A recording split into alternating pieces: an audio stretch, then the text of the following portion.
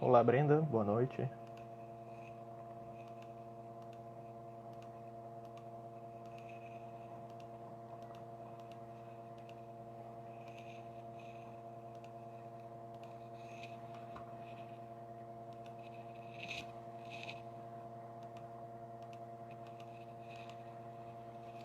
Boa noite aos que estão chegando. Como de costume, eu vou aguardar só mais 2 minutinhos para a gente poder começar a nossa live de hoje, tá bom? Maicon, grande Maicon, boa noite.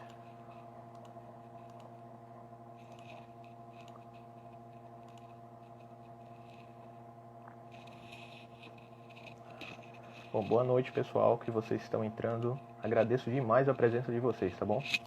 Só estou esperando mais 1 minutinho aqui para a gente poder começar. Enquanto isso, só estou organizando mais algumas coisas aqui.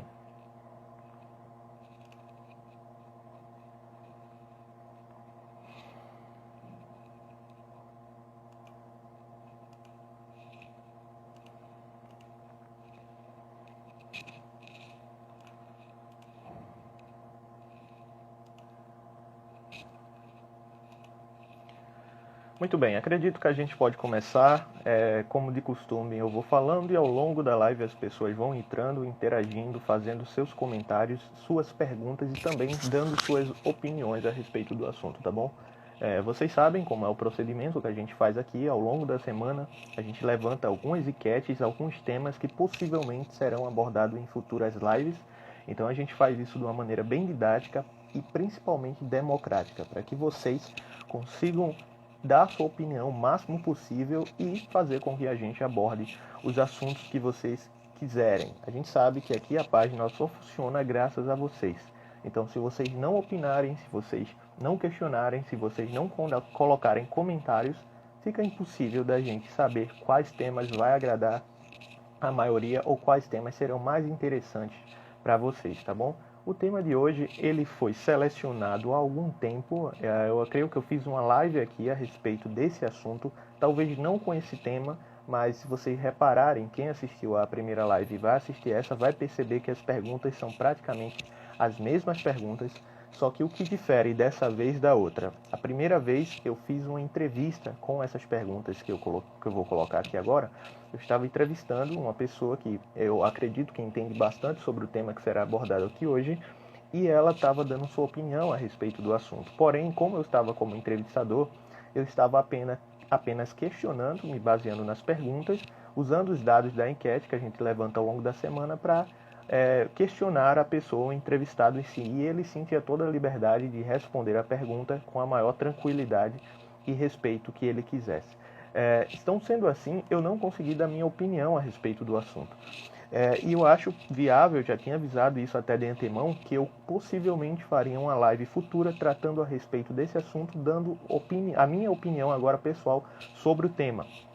E eis aqui a primeira live, né? A primeira live da qual eu vou trazer esse assunto que aborda religião. A gente já sabe que eu já trouxe algumas vezes alguns assuntos envolvendo religião, porém trazendo mais da perspectiva de religiosidade, a partir mais da perspectiva do pensamento religioso, desse senso de transcendência que a gente tem.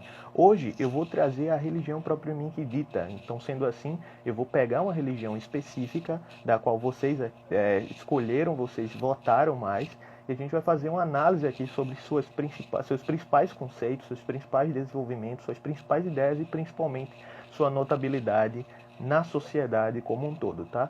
Então, a religião que foi escolhida para ser conversada nessa semana entre mim e vocês é o cristianismo.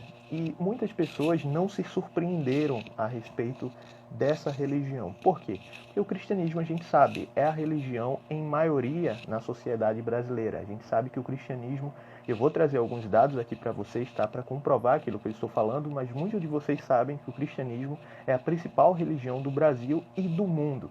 Sendo assim, não teria outra religião para eu começar o assunto sem ser essa da qual tem maior número de seguidores e aderentes ao longo do mundo e do território nacional, tá bom? Então, antes de começar o assunto propriamente dito, eu quero deixar claro uma coisa aqui para vocês.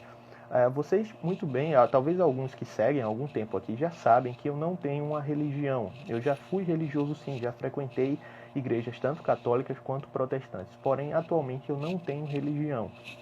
A minha posição, ela se aproxima mais do que seria a perspectiva filosófica de deísmo, tá? Ela se aproxima. Talvez não seria, eu não me encaixaria nesse quadrado certinho do deísmo, mas é a que mais se aproxima da minha ideia de mundo, da minha cosmovisão universal, seria o deísmo, que é uma corrente filosófica bastante conhecida e também tem aderentes bastante conhecidos, dentre os quais Voltaire, David Hume e o próprio e conhecido escritor britânico Anthony Flew, tá?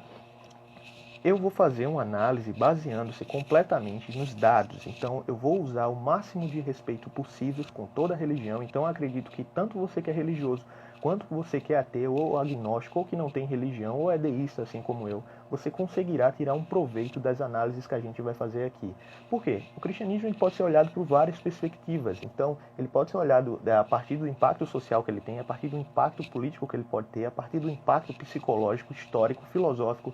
O cristianismo ele tem várias vertentes, então sendo assim você não vai sair perdendo dependendo da cosmovisão que você quiser analisar. Mesmo que você não seja tão atraído pela questão da teologia sistemática que o cristianismo apresenta, talvez você sinta-se atraído pelas outras ramificações que o cristianismo oferece, entre as quais o impacto social, psicológico, histórico, filosófico, como eu abordei aqui.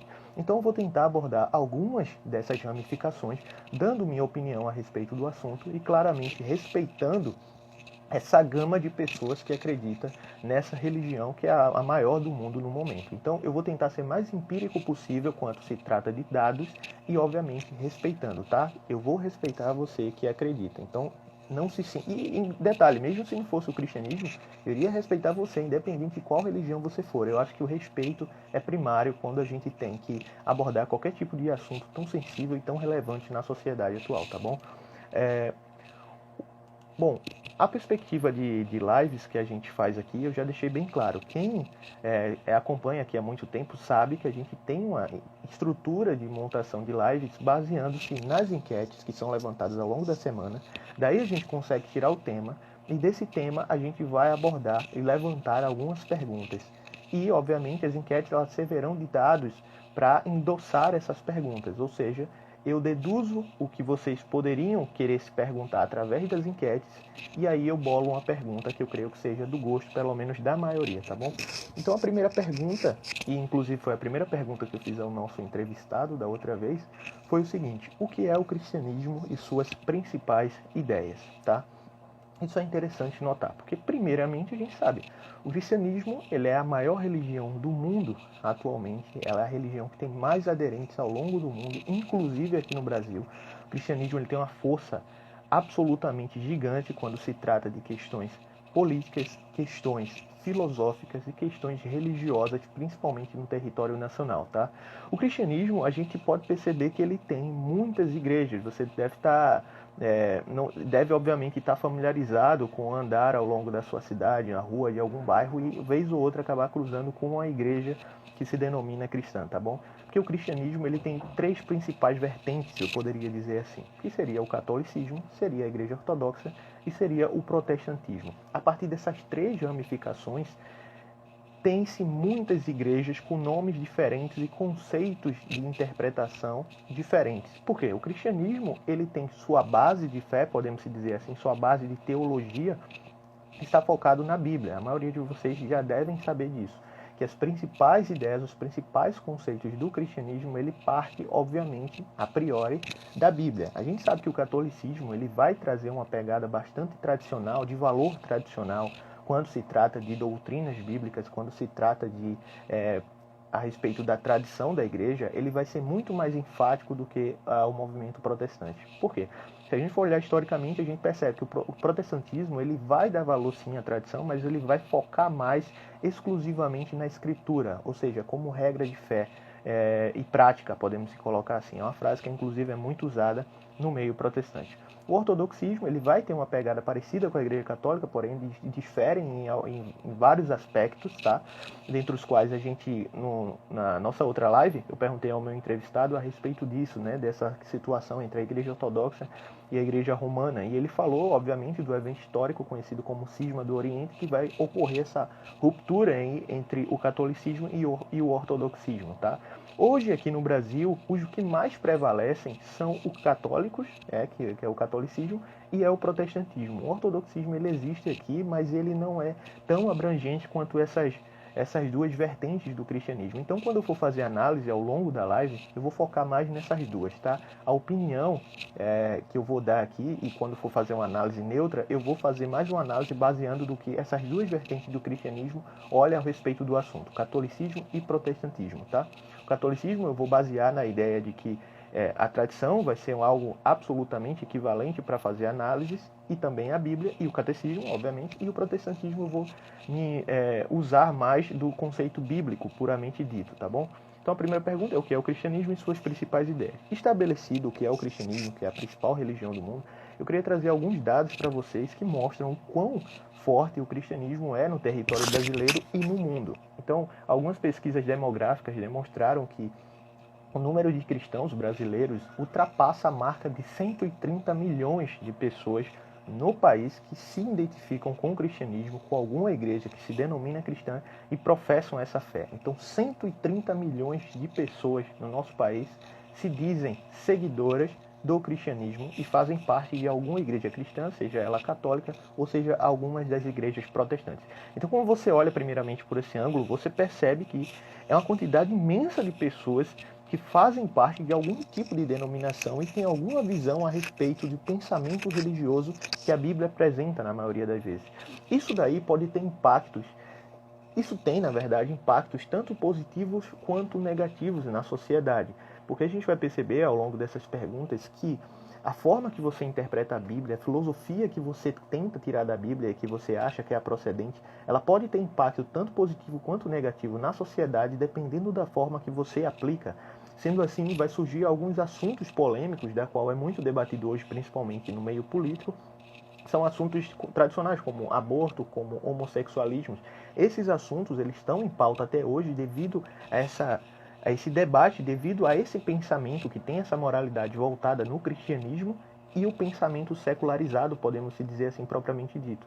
Então, assuntos como esse, eles têm uma relevância tratando-se no cristianismo, justamente porque o cristianismo é um dos principais expoentes de opinações a respeito desse assunto. Então, muitos dos seguidores do cristianismo, em várias áreas do conhecimento, e principalmente na política, e quando ingressam na política, levam essa filosofia moral com eles e, obviamente, acaba colocando esses assuntos em pauta, que são assuntos interessantes, e acaba, obviamente, criando o debate. Então, não deve ter sido difícil para você ao longo da sua vida, em algum momento, você ter cruzado com esses assuntos e ter, obviamente, lidado com duas opiniões a respeito do assunto. Geralmente, alguma opinião religiosa, outra opinião mais secularizada, trazendo para alguns viés mais científicos. Eu não vou dizer aqui que existe a ideia religiosa e a ideia científica, porque os religiosos atuais, muitos deles estão com argumentos absolutamente sofisticados, então eles conseguem trazer a moralidade cristã religiosa deles junto com argumentos científicos, e outros que têm um argumento, uma filosofia mais secularizada, traz o seu argumento e também consegue trazer algum respaldo científico. Então a ciência aqui está como um arcabouço de informações evidenciais. Então a forma que vai ser interpretada, a cosmovisão que você vai olhar, aí que é a divisão que ocorre entre a visão religiosa e a visão secularizada daí. Então outro dado que eu gostaria de trazer para vocês a respeito desse assunto é que uma outra pesquisa feita pelo Datafolha em 2020, demonstrou que 50% dos brasileiros são católicos, 31% evangélicos e 10% não têm religião. Olha, 50% dos brasileiros. Então, se a gente colocar esses 130 milhões, desses 130 milhões, poderíamos colocar que 50% são católicos. Isso é muita gente. Então, eu acho que principalmente pessoas que têm um interesse pela pesquisa filosófica, pela pesquisa histórica, obviamente deveria se inteirar a respeito desse assunto. Eu não estou dizendo você se inteirar e você aderir à ideia, não, pessoal, pelo amor de Deus. Obviamente vai ter situações na vida que você vai ter que olhar ideias, obviamente sem aderir a essas ideias. A religião é um ponto assim. você tem que conseguir estudar a religião sem se aderir completamente, sem se escarnecer completamente. Você tem que tirar o máximo daquilo. Se você achar que você se identifica ou tem algum tipo de relação pessoal com aquilo e quiser aderir, tudo bem. Mas eu estou falando daquelas pessoas que têm aquele certo medo de dizer assim, não vou me inteirar a respeito porque tenho medo de me envolver e acabar, de alguma forma, me aderindo pessoalmente ao assunto. Não tem nada a ver. Na pesquisa científica, na pesquisa do historiador, do filósofo, do sociólogo, do antropólogo, ele vai ter situações da qual ele vai ter que se entrosar com o assunto e necessariamente ele não precisa aderir ao assunto. Ele vai fazer uma análise neutra, tirar o máximo do assunto ali e apresentar aquilo para a sociedade. Porque como você pode ver aqui, 50% da população brasileira se denomina católico. Então, quando você principalmente estuda história do Brasil, você percebe que o catolicismo está ali muito ativo. Então, você ter um conhecimento do catolicismo é algo fundamental. E não diferente disso do protestantismo, tá? Deixando claro que o protestantismo ele tem um valor nacional muito grande. Por quê? 31% desses 130 milhões de brasileiros se denominam cristãos protestantes. Então, o protestantismo ele tem um arcabouço histórico imenso, ele tem uma pegada política e econômica muito presente atualmente no Brasil, tá? Se vocês forem perceber, a maioria, pelo menos é o que eu percebo, a maioria das pessoas que estão em cargos políticos hoje, que geralmente se prontificam a defender questões morais que são mais entrelaçadas com o cristianismo, geralmente se denominam protestantes. Então, o protestantismo ele tem um impacto político muito preciso no Brasil, então também você precisa se inteirar do protestantismo e principalmente, se for o meu caso, se você for o tipo de pessoa que quer olhar as duas moedas de fora e dali tirar as conclusões mais interessantes para você, eu recomendo claramente você estudar o catecismo, você estudar o catolicismo e você estudar o protestantismo e ouvir as principais autoridades de ambos os lados e dali você conseguir tirar uma opinião interessante a respeito do assunto. Eu acho que isso é um método de pesquisa muito válido. Você conseguir tirar o máximo de proveito a respeito de uma fonte e o máximo de proveito a respeito de outra, fazer sua tese a respeito da sua síntese, aliás, a respeito do assunto e aí conseguir expressar alguma situação, tá? E detalhe, eu pelo menos eu faço isso e eu recomendo também. Quando você for estudar sobre catolicismo, eu recomendo que você vá estudar com autores católicos, tá? Por quê? Porque como eles acreditam naquilo, como eles são mais próximos daquilo, eu acredito que os argumentos que eles possam dar são mais sinceros, empiricamente falando. Então, sendo assim, vai trazer a você um conforto intelectual. Por quê? Você foi aprender sobre o catolicismo com católicos. A mesma coisa quando se aprende sobre protestantismo. Quando você vai aprender sobre protestantismo, eu recomendo que você leia autores protestantes, tá? E também, em ambos os lados, você lê autores neutros também, tá? Que estão fazendo análise iguais a você, fizeram antes de você e escreveram obras a respeito disso. Eu não acho interessante quando você quer aprender sobre protestantismo e vai ouvir o que católicos têm a dizer dos protestantes. Ou quando você quer estudar o protestantismo e vai ouvir os católicos sobre o protestantismo. Eu acho que inconscientemente, principalmente as pessoas que acreditam em uma dessas ramificações do cristianismo, inconscientemente ela acaba criando algum tipo de negatividade a respeito do assunto, por claramente existir esse tipo de rixa, né? Quando se tem rixa histórica, quando se trata a respeito do catolicismo e do protestantismo, né? Inclusive os protestantes não têm esse nome à toa, eles protestam contra a Igreja Católica, contra as ideias da Igreja Católica. Os reformadores aí são um exemplo claro disso. Só você olhar na história e vai perceber na Reforma Protestante, né? Além disso, o cristianismo também é a maior religião do mundo, demonstrando 28% da população mundial. Então você pode tirar disso também outro fator, que é, dentre as pessoas que vivem no globo terrestre, no planeta Terra, 28% se denomina cristão. Então nunca na sua vida imagine a ideia de que o cristianismo, de alguma forma, é irrelevante de ser estudado. De forma nenhuma. O cristianismo, ele deve ser estudado sim, tanto do ponto de vista devocional, se você acredita, tanto do ponto de vista histórico, do ponto de vista científico, ele deve ser estudado porque as implicações dele são muito grandes na sociedade. Aqui eu tenho um comentário de um internauta que ele diz o seguinte: realmente o catolicismo e as religiões têm muita história e acredito que é possível fazer uma análise da religião. Aliás, o tema da fenomenologia religiosa está aí. Verdade, eu acredito também nisso, que dá para se fazer uma análise da religião. Inclusive, Existe uma matéria acadêmica que é a ciência da religião, da qual você vai estudar as religiões do mundo a partir de um ponto de vista científico. Você vai estudar o que as religiões dizem a respeito dela mesma e dali você vai conseguir tirar suas análises a respeito do assunto. Então isso não é impossível de forma nenhuma, tá? A ciência da religião é um exemplo claro disso, de que você consegue estudar as religiões de uma forma neutra e dali conseguir tirar o máximo de proveito a respeito do assunto. Eu sou fascinado pela ideia religiosa, mesmo não sendo religioso. Porém, eu já expliquei a vocês minha visão sobre religiosidade. Então, sendo assim, eu me considero como parte do universo, e sendo assim, como a religião ela é um evento social muito presente desde as primeiras civilizações, eu me interesso muito, né, nessa situação. É uma clara ilustração que eu vi uma vez, que eu acho que foi de Leandro Carnal, que ele falou o seguinte, o historiador Leandro Carnal, ele disse: eu sou como um ginecologista, eu estudo aquilo que eu não tenho, se referindo à religião, porque ele é um historiador ateu, tá? Então, é bem interessante quando você olha por esse prisma. Tá aqui mais um comentário da Carmen, ela falou o seguinte: excelente esclarecimento, parabéns, só tem a nos acrescentar. Muito obrigado, tá? Eu agradeço a presença de vocês, o comentário de vocês conta muito aqui na nossa live e ao longo da semana nas enquetes também, tá?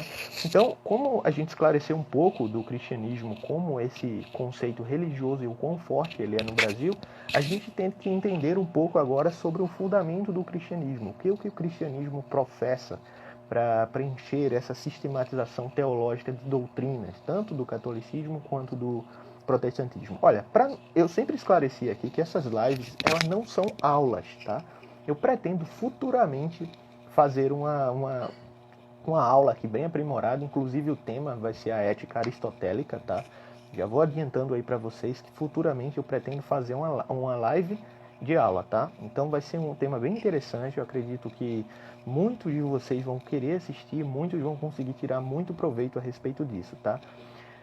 Essa será a primeira aula. Até então, eu não passei aula nenhuma. Isso daqui eu olho como uma conversa, tá? Inclusive, eu já falei a vocês que ao longo da semana, eu sou uma pessoa muito calada que escuta muito a outras pessoas. E sendo assim, eu acabo não opinando muito ao longo do dia a dia. Eu acabo mais ouvindo e só ouvindo e ouvindo e ouvindo e absorvendo isso. Então, eu acredito que o ser humano ele precisa ouvir e ele precisa falar também em um determinado ponto.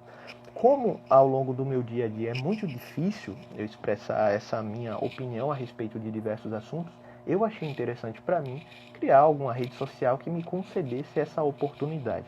Então, olho minhas lives do domingo como essa oportunidade, como essa espécie de terapia da qual eu venho aqui falar minha opinião a respeito dos assuntos que eu considero relevantes e da qual acredito que vocês acham também, porque se vocês, para começo de conversa, vocês nem estariam aqui se vocês não achassem interessante, tá bom? Então, quais são as principais ideias que o catolicismo e o protestantismo, pelo menos, têm em comum, tá? Porque, assim, se eu fosse colocar todas as doutrinas do catolicismo e todas as doutrinas do protestantismo, iria ficar uma coisa imensa.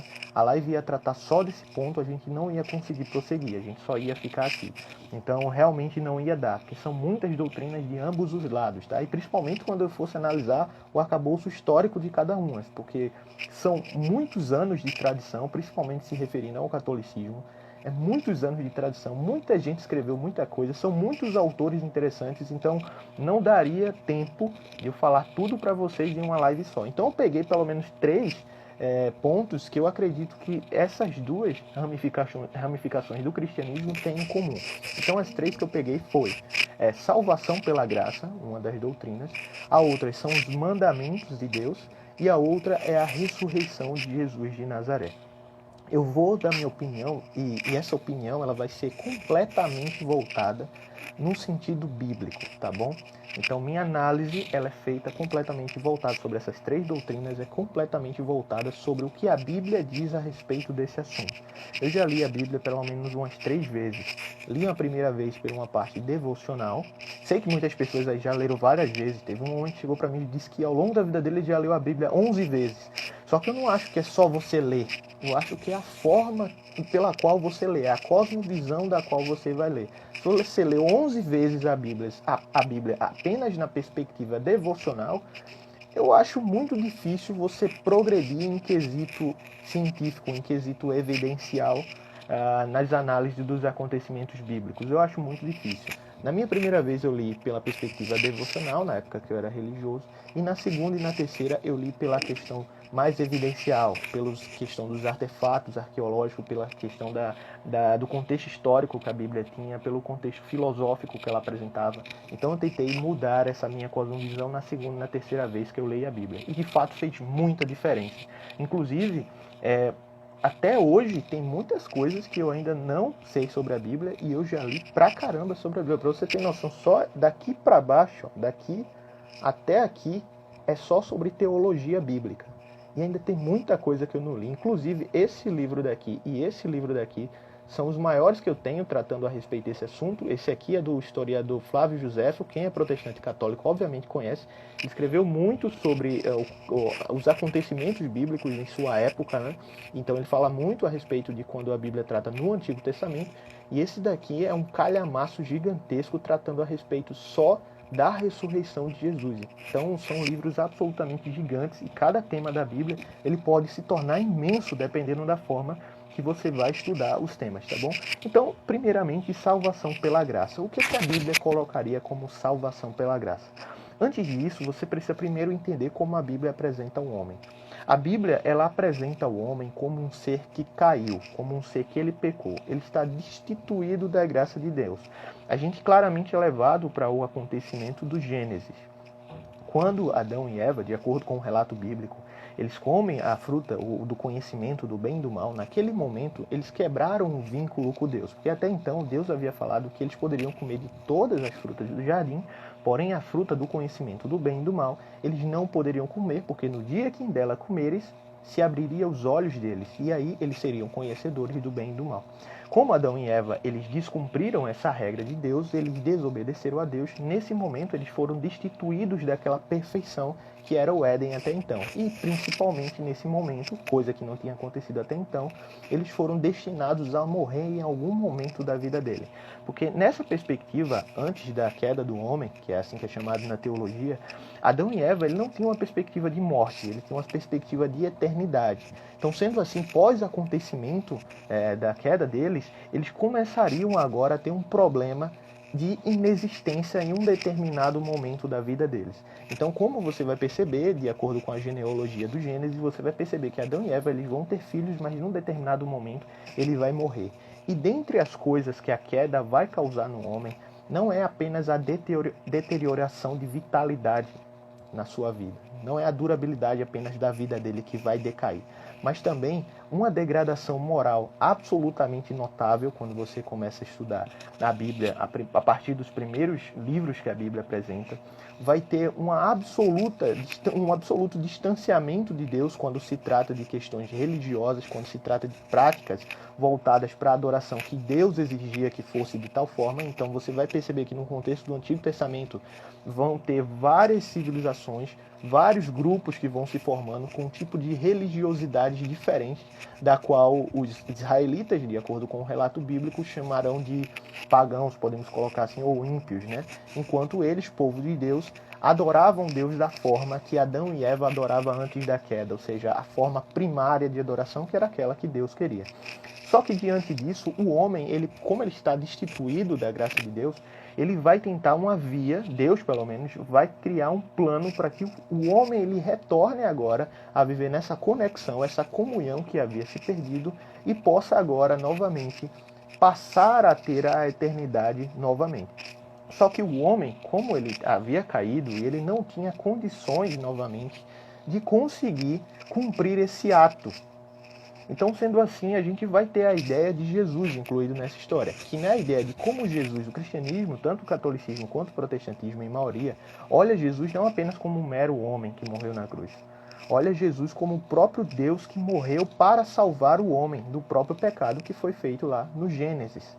Então, sendo assim, a partir desse momento, todo ser humano que acredita que Jesus morreu para salvar-lhe, ele passa agora a ter direito nessa nova eternidade que Deus vai criar para o homem, que em Apocalipse vai ficar claro que é o novo céu e a nova terra. Ele vai passar agora a ter direito nisso, baseando-se na morte de Jesus. Então, isso é geralmente chamado como a substituição da morte do homem, né? Jesus morre no lugar do homem e assim o homem agora passa a ter direito à eternidade. Por quê? No Antigo Testamento, isso ocorria de uma forma bem diferente do Novo Testamento, tá? Essa visão que eu dei a vocês agora sobre que só basta você acreditar em Jesus como seu único e suficiente Salvador, você vai passar agora a ser salvo e poder entrar na eternidade. Essa visão ela está mais explícita no Novo Testamento. No Antigo Testamento, antes de Jesus vir à Terra, como ocorria? Porque algumas pessoas poderiam se perguntar, tá, mas e antes de Jesus morrer na cruz? Como é que as pessoas iriam para a eternidade? Como é que elas teriam alguma chance de salvação, podemos se colocar assim? Deus, no Antigo Testamento, se comunicando com alguns profetas e patriarcas da Bíblia, e principalmente Moisés, ele vai estabelecer um método, e esse método será colocado como um santuário, da qual ele vai fazer um ato de expiação. Então Jesus, ele vai sempre representar, quando você estiver lendo no Antigo Testamento, sempre que você vê algum cordeirinho, algum tipo de animal sendo sacrificado para substituir uma pessoa, uma família ou um homem, você perceberá que esse animal ele está sendo sacrificado e esse animal ele está fazendo uma simbologia à morte de Jesus lá na frente na cruz. Então era dessa forma que ocorria a forma de salvação pela graça no Antigo Testamento, tá? O animal ele era sacrificado, fazendo uma simbologia a Jesus lá na frente quando viesse e morresse pelo homem, e assim o homem ele era redimido dos pecados. Se você for perceber uma frase que é bem clássica, que é muito falada nas missas, e principalmente no Novo Testamento, é a frase de João Batista quando vê Jesus pela primeira vez, de acordo com o relato bíblico, que ele diz que eis o Cordeiro de Deus que tira o pecado do mundo. Obviamente, ele está falando isso se baseando nessa ideia judaica tradicional de que o homem só obtinha salvação a partir do momento que o cordeirinho era sacrificado através de um sacerdote, ocorria todo um procedimento litúrgico. Se vocês quiserem, futuramente eu trago mais detalhes de como ocorria esse projeto. Então o sacerdote sacrificava esse cordeiro e a partir da morte desse cordeirinho, essa pessoa estava agora expiada dos seus pecados e assim poderia entrar na eternidade, tá? Então, quando Jesus chega no Novo Testamento e ele morre na cruz, isso não é mais necessário. Esse ato tradicional do tabernáculo, ele não é mais usado. Inclusive, você não vê os cristãos fazendo isso hoje. Você não vê cristão matando cordeiro para conseguir obter a salvação e entrar na eternidade. Por quê? Porque quando Jesus vem, ele coloca fim a esse ato do tabernáculo, da qual você tinha que matar um cordeirinho para entrar na eternidade. Por quê? Porque o verdadeiro cordeiro, que era ele, veio e morreu de uma vez por todas para salvar toda a humanidade. Então aí cria-se o que vai chamar de uma nova aliança. A partir desse momento, qualquer pessoa que acredita que Jesus morreu para lhe salvar, se reconhece dos seus pecados e aceita Jesus como único e suficiente Salvador, ele passa agora a ser lavado no sangue do Cordeiro, simbolicamente, e passa agora a entrar na eternidade. Ele tem direito à eternidade, tá? Então é dessa forma que é pelo menos entendida a salvação pela graça de acordo com a Bíblia, tá bom? Mas outra doutrina, que é bastante enfatizada nos relatos bíblicos, e obviamente vocês já ouviram falar, seja em novelas, sejam em séries, sejam em filmes, é a respeito dos mandamentos.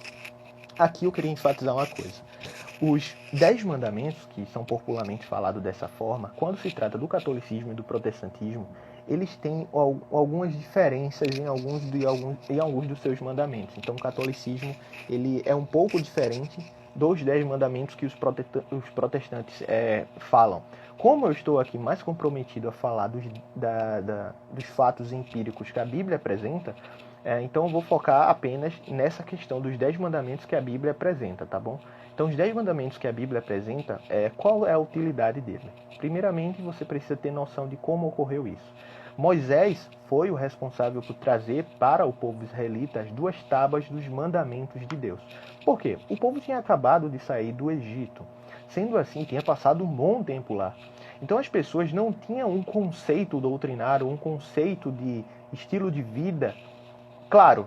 Então Deus se comunicava através de Moisés e tudo o que era lei, Moisés falava para as pessoas e as pessoas colocavam em prática. Porém, os 10 mandamentos eles são apresentados na Bíblia além de uma mera lei para ser seguida. Ele é apresentado como o código moral de Deus, representando claramente Deus escrevendo os 10 mandamentos, entregando para a população e dizendo que aquilo dali é a regra de vida que a pessoa deve seguir a partir de ter aceitado o ato de expiação, a partir de ela ser depois dela ter sido salva, dela ter sido limpa simbolicamente pelo sangue do Cordeiro, ela agora tem um novo estilo de vida a ser seguido. E esse novo estilo de vida está representado nos 10 mandamentos, tá? Então, tem muitas pessoas que geralmente confundem dizendo o seguinte: os 10 mandamentos ele salva você? Não. Geralmente a ideia que a Bíblia passa é que você segue os 10 mandamentos porque você já está salvo. Então, o primeiro passo é aceitar Jesus como seu único e suficiente Salvador. E agora você, obviamente, se você tinha um estilo de vida que não se adequava à Bíblia, podemos dizer assim, você precisará mudar essa situação, porque a gente sabe que o cristianismo ele tem costumes. Não é todo tipo de costume que é bíblico, podemos dizer assim. Então, agora que você aderiu ao cristianismo, você precisa mudar a sua vida em alguns aspectos. E como você usará, o que você usará como base absoluta para olhar se você está procedendo corretamente ou não. Essa base é os 10 mandamentos. Então, simbolicamente, a gente pode colocar os 10 mandamentos como um espelho. Supondo que você chegue sujo em casa, você se olha no espelho e você vai perceber qual parte do seu corpo tem sujeira. O espelho não vai limpar você, ele apenas vai identificar você qual parte do seu corpo tem sujeira, e a partir de um banho que você vai conseguir se limpar e vai limpar toda a sujeira. Claramente esse banho representa aqui, simbolicamente, você ser redimido por Jesus, tá bom? Novamente falando aqui, pessoal, eu estou fazendo análise do que a Bíblia apresenta, tá? Não estou dizendo que você tem que acreditar nisso ou que eu acredito nisso, tá bom? Eu estou fazendo análise me baseando no que a Bíblia tem a dizer, para você entender um pouco da mente das pessoas que professam alguma religião cristã, tá? Ou pelo menos conhecem. E o terceiro ponto é o que eu acho mais interessante, inclusive futuramente eu pretendo sim trazer um vídeo tratando a respeito desse assunto, que é a respeito da morte e ressurreição de Jesus. Esse é um fator determinante no cristianismo. Por quê? Nas cartas de Paulo, a gente percebe que Paulo ele fala o seguinte: se Cristo não morreu, é vã a nossa fé. Não morreu e ressuscitou, é vã a nossa fé. Por quê? É só a partir do momento da ressurreição que vai ficar claro, cristalino, que o plano que Deus havia bolado para salvar o homem lá no Gênesis deu certo.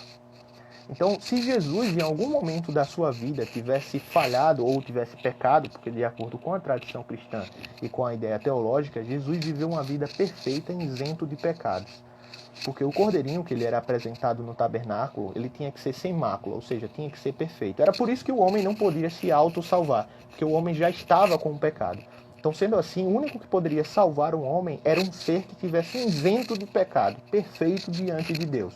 Era o único sacrifício aceito para Deus. Um ser imaculado que morresse para salvar o homem imaculado. Então, sendo assim, ao longo da sua vida, de acordo com a tradição cristã e de acordo com a Bíblia, Jesus viveu uma vida sem pecado.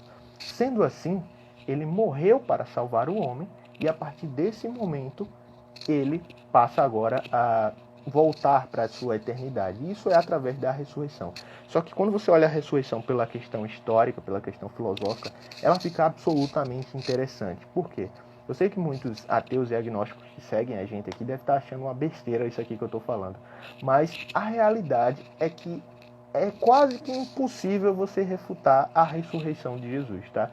Entenda, eu não estou dizendo que houve a ressurreição, estou dizendo que ele ressuscitou historicamente. Mas eu estou dizendo que historicamente é praticamente impossível tu refutar. Porque os dados que apresentam-se históricos sobre a ressurreição são absolutamente interessantes quando analisado por um prisma científico. Então, por exemplo, a respeito do testemunho dos apóstolos. Muitos dizem que os apóstolos estariam mentindo, né, de que o cristianismo ele surgiu a partir da mentira dos apóstolos. Só que aí é que tá. Quando tu mente, isso é um dos principais pontos a favor, tá, da ressurreição. Quando tu mente, tu visa algo em troca, e principalmente a respeito dos apóstolos. Se eles estavam pretendendo criar uma nova religião, obviamente eles esperavam tirar algum proveito disso, tanto um proveito financeiro, um proveito político, etc. Não foi o que aconteceu. Simplesmente os apóstolos morreram por conta dessa suposta mentira. Então, sendo assim, a que ponto um homem pode chegar por uma mentira? Se eles sabiam de fato que era uma mentira, você morreria por algo que você sabe que é mentira? Claramente que não. E principalmente se você visa um ganho econômico ou político do tipo, você abriria a mão pela sua vida. E não foi o que aconteceu. Os apóstolos, eles afirmaram até o último momento de que Jesus havia ressuscitado e tudo o que ele havia falado se procedia. Sendo assim, eles tiveram as mortes mais horríveis que vocês podem imaginar, de acordo com a tradição e de acordo com a história, tá bom? Então foram mortes terríveis e eles ficaram até o seu último momento dizendo que o cristianismo era válido devido a esses aspectos, e principalmente da ressurreição de Jesus. Eu pretendo trazer futuramente, se vocês quiserem, um vídeo tratando especificamente sobre a ressurreição de Jesus. Todos esses tópicos aqui, eu estou abordando eles de uma maneira didática e superficial, porque se eu for me adentrar mesmo no assunto, a live só dá para esse assunto, tá? E para um desses, inclusive, tá? Porque é muito extenso mesmo, e principalmente quando se trata da ressurreição, tá bom? Continuando, eu levantei uma enquete que, inclusive, a live já está acabando. Eu só fiz uma pergunta, eu só respondi uma pergunta até agora, a live já está acabando. Para você ter noção quanto é extenso. Eu separei 6 e eu achava que, tipo, já era muita, né? Mas, enfim, uma tornou-se muita. Eu levantei a enquete perguntando o seguinte a vocês. Você acha que Jesus de Nazaré é representado pelo cristianismo atual? E 81% de vocês disseram que não. Foram 116 pessoas que disseram que não, que o cristianismo ele não representa a figura de Jesus. E 19% disseram que sim, 28 pessoas disseram que sim. E a pergunta que eu coloquei aqui, me baseando nessa enquete, foi a seguinte: quem foi Jesus para o cristianismo? Olha, existem algumas visões quando se tratam a respeito de Jesus dentro do cristianismo, mas uma que é unânime praticamente, tanto entre católicos quanto entre protestantes, é a respeito da natureza divina e humana que Jesus tinha. Então, isso é algo absolutamente complexo de explicar e eu recomendo que você leia sobre o assunto, mas tinha-se uma ideia de que Jesus ele era 100% humano e 100% Deus. Como isso é explicado, eu prefiro olhar pelo prisma que os católicos colocam, que é a respeito do mistério da encarnação de Jesus. Então, é absolutamente complexo para mim entender como alguém é 100% homem e ao mesmo tempo é 100% Deus. Porém, é chamado de mistério, não é à toa que é chamado de mistério, tá? Outra coisa que é interessante aqui é que o cristianismo, em maioria, ele representa um tipo de moralidade que é adequado, que eu acredito em alguns pontos, porém ele fica muito na prática. O que eu quero dizer com isso? Muitas pessoas acabam esquecendo a filosofia primordial que Jesus falava. Se você for olhar o Novo Testamento, você percebe que Jesus, há muitos momentos, ou para não dizer todos, ele enfatiza o amor. O amor a Deus e o amor ao próximo. Então você consegue ver em muitos momentos da Bíblia, Jesus conversando, indo na casa, jantando com pessoas que estavam à margem da sociedade. Então Jesus era uma pessoa que andava com prostitutas, andava com cobradores de impostos, andava com publicanos, com pessoas que eram olhadas pela comunidade judaica, que eram considerados certos de acordo com a religião. Eles olhavam para Jesus como se fosse apenas um rebelde e um rebelde sem escrúpulos por estar andando com essas pessoas dessa classe social. E quando eu olho para o cristianismo atual, eu percebo que isso daí, eu não estou dizendo que todos, tá? Mas eu estou dizendo que pelo menos o que eu percebo é que esse paradigma que Jesus levantou, ele não foi quebrado completamente pela sociedade atual, pelo menos pelas pessoas que se dizem cristãs. Ainda existe muito preconceito quando se trata de assuntos ou quando se trata de pessoas que têm determinado comportamento, que têm determinada ideia, que têm determinado estilo de vida. Os cristãos, em geral, em sua maioria, pelo menos é o que eu vejo, eles têm um problema em como lidar com isso. Eu não estou falando de que não tem ONGs, eu não estou falando que não tem projetos que não tratam disso. É claramente que tem, mas eu estou falando do princípio moral interno que está embutido aí. Por exemplo, tem um livro que é bem interessante, que é do teólogo Iago Martins, que ele escreveu, que é A Máfia dos Mendigos, da qual ele explora de uma maneira brilhante o quanto as pessoas aparentemente parecem se importar com um mendigo na rua. Então elas começam a fazer projetos de doação de sopa, de doação de roupas e tudo mais. Porém, a questão interna, voltada para a preocupação interna do amor, ela parece não estar embutida ali. Por exemplo, não há uma pergunta como o que você quer para o futuro, ou como você se sente em relação a determinados assuntos. Não há um prosseguimento intelectual a respeito de como aquela pessoa pode sair daquela situação. Então, eu creio que falta muita coisa a respeito desse assunto. Eu sei que é um assunto sensível, é um assunto interessante, mas ao mesmo tempo ele é sensível. Porque eu acredito que muitos cristãos expressam muita hipocrisia quando se trata do cristianismo. Eu creio que a palavra seja essa. Então fala-se muito sobre o amor. O amor é muito falado dentro das igrejas, tanto em missas quanto em cultos. Porém, na prática, na vida cotidiana, parece que isso não está acontecendo da forma que deveria. E principalmente quando você olha pelo prisma de que o cristão ele tem como referência Jesus de Nazaré. Então, geralmente, quando você compara alguns cristãos de hoje com a figura de Jesus de Nazaré, e principalmente como eles agiam diante da sociedade, diante de outras pessoas, fica absurdamente diferente. Então, você, supondo que você não conheça a humanidade e não conheça essa religião, e você chega de fora e olha Jesus, e depois olha um seguidor tradicional de Jesus aqui hoje, eu não acho que você vai conseguir associar um ao outro, de tamanha diferença. Jesus ele tinha uma pegada absolutamente interessante quando se tratava da sociedade, tratava das pessoas que são excluídas pela sociedade. Havia uma empatia grande, ele se colocava no lugar do outro, ele queria mudar a vida do outro. Tanto é que quando Jesus vai curar as pessoas que tinham dificuldades físicas, por exemplo, quando era cega, quando era dificuldades motoras, ele perguntava se a pessoa queria ser curada, porque ele sabia que a partir dali ia haver uma mudança na vida da pessoa e ela não poderia agora ficar só pedindo, ela teria que se levantar, ela teria agora que trabalhar, ela teria agora que conquistar seu ganha-pão, podemos se colocar dessa forma. Tá? Então Jesus ele fazia realmente uma mudança na vida da pessoa porque ele parecia ter uma empatia pela pessoa.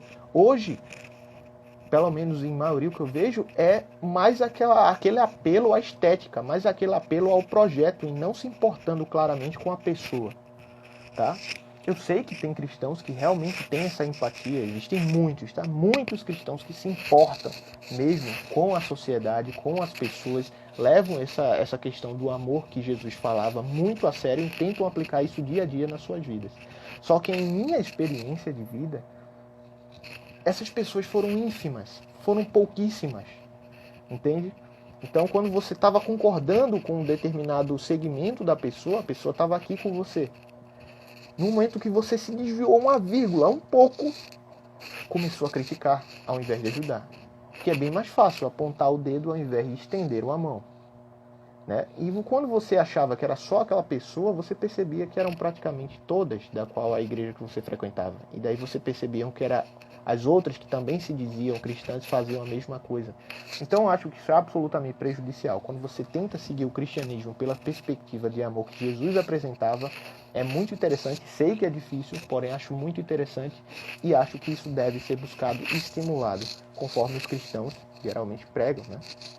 Então, mais uma enquete que eu levantei aqui foi o seguinte: você acha normal existirem tantas igrejas com diferentes visões sobre uma mesma religião, que é o cristianismo? 50% colocou sim, 50% colocou não. Então a pergunta é, sendo assim, por que existem tantas igrejas com visões diferentes sobre o cristianismo? Olha, na minha opinião, a explicação é o seguinte. Geralmente, quando alguém decide fazer uma nova igreja, principalmente esse é o lado mais protestante que acontece, mais uma igreja, abrir uma nova igreja, geralmente são dois motivos, eu vejo. Para mim não tem como ser mais de dois. Ou é interesse socioeconômico, ou é uma nova interpretação que ele tem da Bíblia. Eu não consigo olhar além desses dois fatores.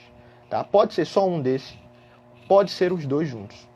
Eu só consigo olhar por esse âmbito. Ou um interesse socioeconômico, ou um interesse a respeito de uma nova interpretação bíblica. É só dessa perspectiva que eu consigo olhar.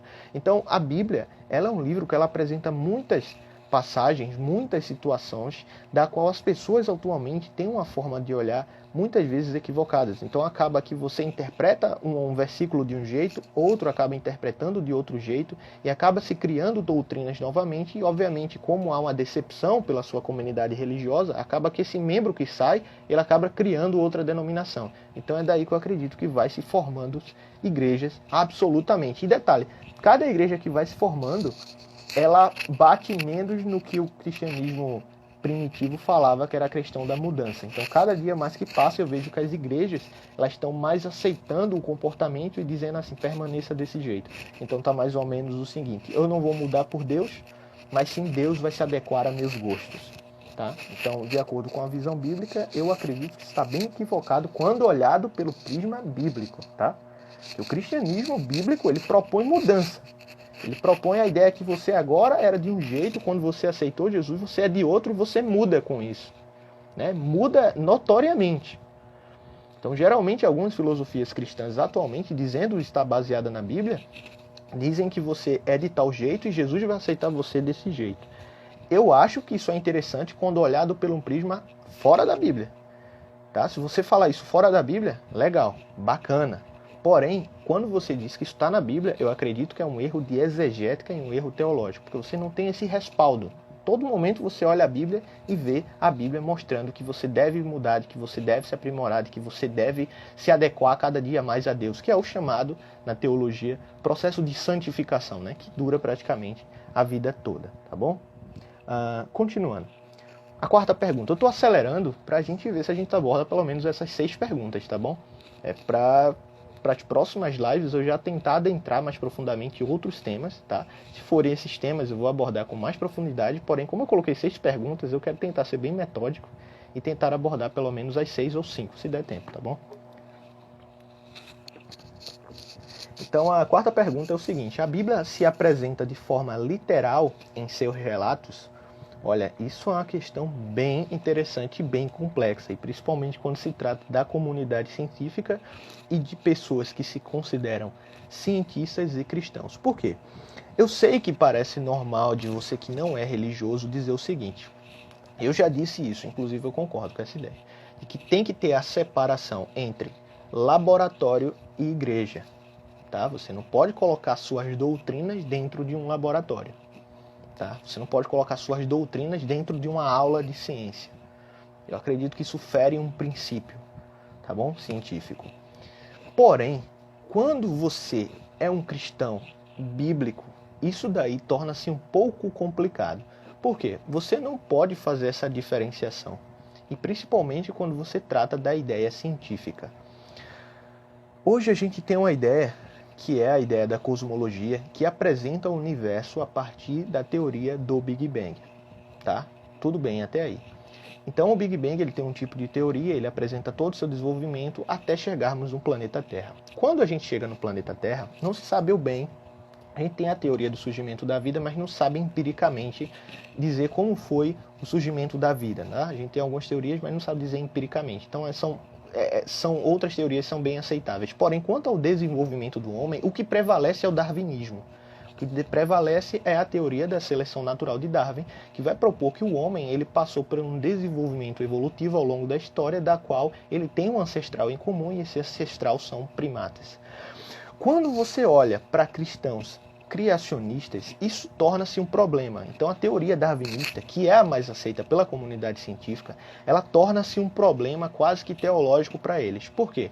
Quando você analisa o relato do Gênesis, eu sei que tem teólogos que vão olhar o Gênesis como uma maneira simbólica, uma maneira mais poética do que literal. Porém, a maioria das pessoas, a maioria dos teólogos, a maioria dos religiosos olha o Gênesis como um evento literal. Então eles olham, literal e históricos. A maioria dos religiosos e teólogos olha a situação de Adão e Eva, a situação da Arca de Noé, do dilúvio global, a situação de Abraão, a situação de Enoque, todas essas situações, Jardim do Éden, tudo, todas essas situações eles olham como uma forma literal. Então, quando você tem essa visão de olhar a Bíblia como literal e vai se defrontar em situação com o darwinismo, por exemplo, e principalmente como o darwinismo mostra esse processo evolutivo do homem, você tem um problema sério, porque você percebe que ambas as ideias não se casam. Então, diante disso, você tem que fazer algumas escolhas diante disso. Então, tem pessoas que vão para um lado que é o criacionismo, existe o movimento do criacionismo e do design inteligente aqui no Brasil e nos Estados Unidos, da qual são pessoas que o criacionismo, mais propriamente dito, ele está mais enraizado com a Bíblia. Ele quer defender a Bíblia literalmente, então usa aspectos científicos para endossar essa ideia. O design inteligente ele está mais preocupado em encontrar falhas na teoria evolutiva sem propor nada em troca. Então ele apresenta o fato, acredita que isso daí é problemático para a teoria evolutiva, mas não implica nada filosoficamente ali. Tá? Isso vai depender muito da pessoa, tá? Que aderiu à ideia. A teoria evolutiva ela vai apresentar a ideia como o Charles Darwin colocou e novamente repetindo, como é aceita pela maioria na comunidade científica, tá bom?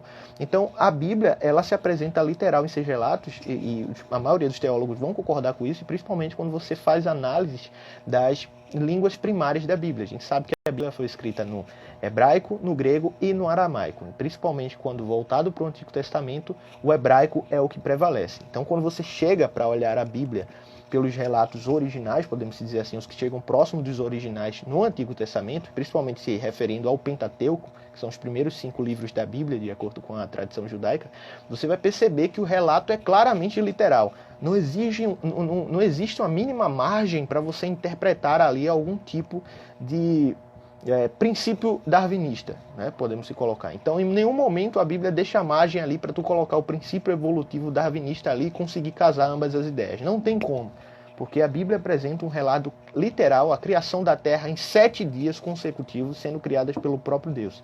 Então, isso entra em conflito claramente com algumas questões. Então, vai valer muito da pessoa se ela quer mesmo forçar o pensamento bíblico a se adequar à sua ideia, ou se ela vai dizer que a Bíblia apresenta de um jeito, a comunidade científica apresenta de outro, e então aí ela escolhe com que lado ela vai aceitar a ideia.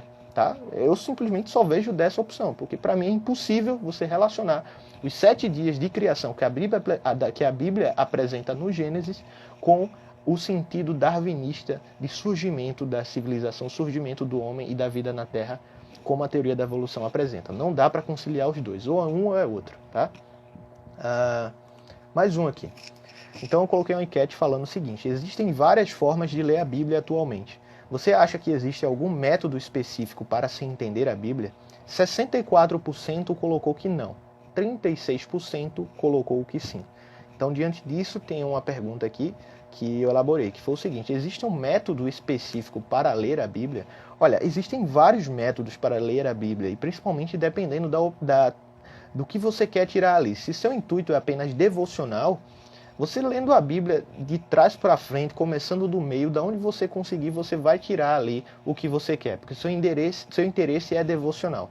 Se você tem um interesse mais acadêmico, eu recomendo a você que você se aproxime o máximo possível da linguagem literal da Bíblia, que é a linguagem hebraica, quando se trata do Antigo Testamento, e do grego, quando se trata do Novo Testamento. Existem vários comentários, vários autores bíblicos que já trabalharam muito em cima disso. Então a gente já tem uma perspectiva absolutamente ampla dos originais quando se trata da Bíblia. Um dos principais nomes que eu acho a respeito desse assunto aqui no Brasil é o Dr. Rodrigo Silva. Então ele trata o Antigo e o Novo Testamento de uma perspectiva bastante voltada para a arqueologia. Inclusive ele é doutor em arqueologia clássica e arqueologia bíblica. Ele tem, parece que 3 doutorados ele tem no momento. É doutorado em teologia, doutorado em arqueologia clássica e doutorado em arqueologia bíblica. Então ele tem uma ênfase muito interessante, uma ênfase histórica bastante interessante. Inclusive eu tenho alguns livros dele aqui, muito bacana. Porém, a metodologia que ele apresenta, que inclusive é a que eu acho mais interessante para se ler a Bíblia, é o método historicista de interpretação. O que seria isso? Você lê a Bíblia baseando-se no que você tem nos relatos históricos. Então você vê a Bíblia como uma revelação, de acordo com a teologia, gradual na história. Então Deus se apresentando para o homem ao longo da história. Se Deus apresentou-se para o homem ao longo da história, obviamente terão relatos na história que vão fazer menção à Bíblia. Tá? Então é simplesmente isso. Você olha a Bíblia de um ponto de vista histórico como um livro histórico que tem arcabouços históricos, que tem validade histórica, e você vai procurar esses arcabouços para validar suas ideias. Tá bom? Então, por exemplo, você olha o contexto de Abraão sendo chamado por Deus para formar Israel futuramente. Você olha um contexto cultural, você olha um contexto de costumes, você olha um contexto doutrinário, você tem nomes ali, tem nome de impérios ali. Então, como você faz no método historicista? Você vai procurar a partir do que tem-se a respeito desses costumes, desses impérios, desses escritos, dessa tradição. Você vai olhar e ver se essas evidências elas condizem com o relato bíblico. Tá? Então se diz que Abraão pisou em tal lugar no Egito. Se você vai olhar a tradução egípcia na egiptologia, se ela tem alguma referência a um homem chamado Abraão que fez alguma diferença, se ela tem alguma referência a um homem chamado Moisés, que Moisés no Egito fez uma diferença maior, podemos se colocar assim, do que Abraão, né? Ele confrontou um faraó, então, olhando pelo ponto de vista histórico, Moisés foi muito mais interessante no Egito do que Abraão. Então você vai olhar na egiptologia se tem alguma referência a um homem que em algum determinado momento encarou algum faraó e conseguiu tirar escravos dali, conseguiu tirar muitos escravos hebreus ali e conseguiu migrar para o deserto. Então você vai procurar esse respaldo histórico. Então o método historicista de interpretação é esse, da qual você lê a Bíblia pela perspectiva histórica. Se a Bíblia falou, você olha na história. A minha live vai acabar agora, eu só tenho 25 segundos restantes, tá, pessoal? No próximo domingo eu pretendo trazer esse assunto novamente. Desde já agradeço demais a presença de vocês. Só tenho 10 segundos, preciso falar bem rápido. Desejo uma excelente noite para cada um de vocês. Muito obrigado pela presença, tá bom? Não é a mesma coisa sem vocês aqui. Um abraço e até mais, pessoal. Desculpa assim acabar do nada, tá bom?